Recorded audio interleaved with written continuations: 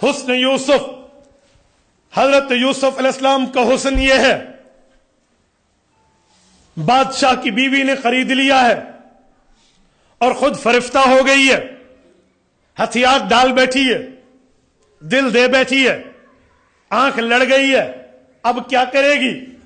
اب اس نے چاہا میں گناہ پر مجبور کروں، لیکن شخصیت یوسف علیہ السلام اور رعب اور مرتبہ اور دبدبہ اور ہیبت پیغمبری اس بات کی دعوت اعلانیہ کی اجازت نہیں دیتی تھی۔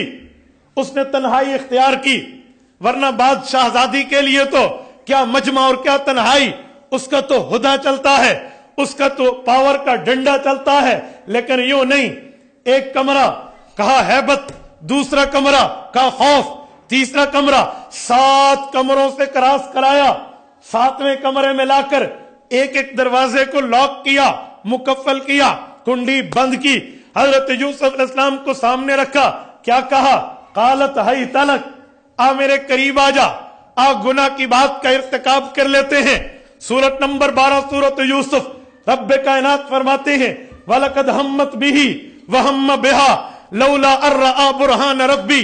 یہاں برہان ربی سے مراد ایک تفسیر میں پیغمبری بھی ہے، درجہ نبوت بھی ہے۔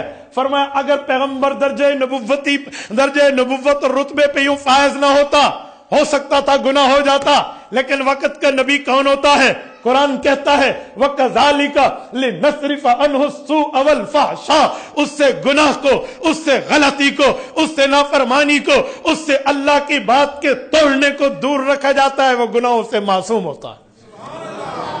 اس نے دعوت دے دی، حضرت یوسف علیہ السلام نے پیچھے مڑ کے دیکھا، دروازہ ایک بھی بند، 6 اور بھی بند ہیں۔ یہاں سبب ختم ہو جاتے ہیں، اسباب ختم ہو گئے، اب کیا کروں؟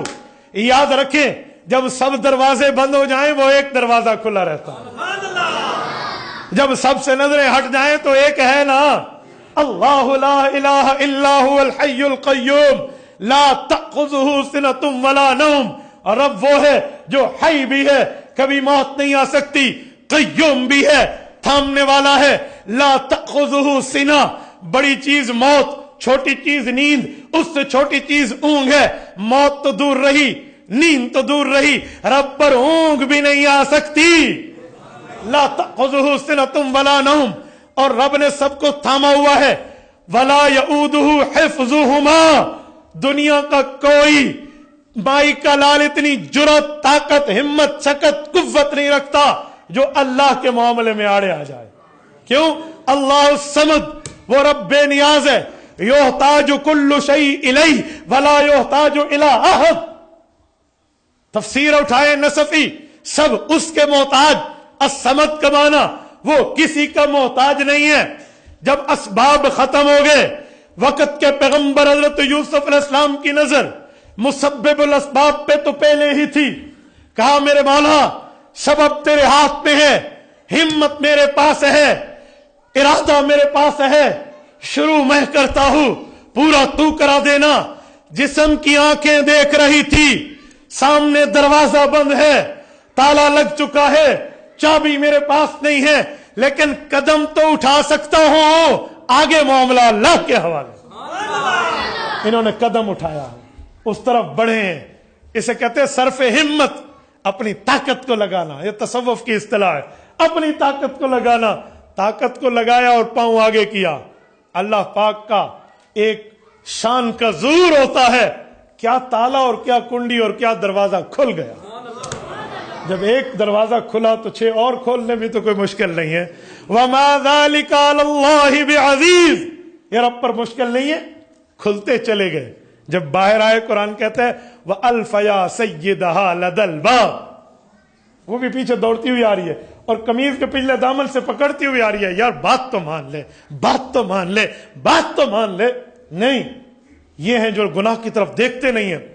خاوند نے جب دیکھا رنگے ہاتھوں بیوی کا معاملہ، تو پہلے بیوی بولی آپ کا عزت دار گھرانہ ہے، آپ کے گھرانے پہ اگر کوئی بری نظر رکھے تو اس کا کیا علاج ہونا چاہیے؟ اب خامد کا جواب تھا موت ہونی چاہیے، تو اس نے جواب میں کیا کہا؟ نہیں، یا تو گرفتار کر دیں یا کوئی سخت سزا دے تاکہ موت نہ آئے، وہ عشق آڑے آ گیا۔ قید ہو گیا، تفتیش ہوئی، بھائی سچا جھوٹا کیسے، اب تو گواہ نہیں ہے. حضرت یوسف علیہ السلام کے حق میں گواہی رب نے وشاہد شاہد من اہلہا زلیخا کے گھر سے دلوائی. ان کان قمیصہ قد من دبر وقد من قبل، دونوں باتیں ہیں. کہا یہ دامن کو دیکھو، آگے سے پھٹا ہے تو مرد مجرم ہے، پیچھے سے پھٹا ہے تو عورت مجرم ہے، اس نے پکڑا ہے.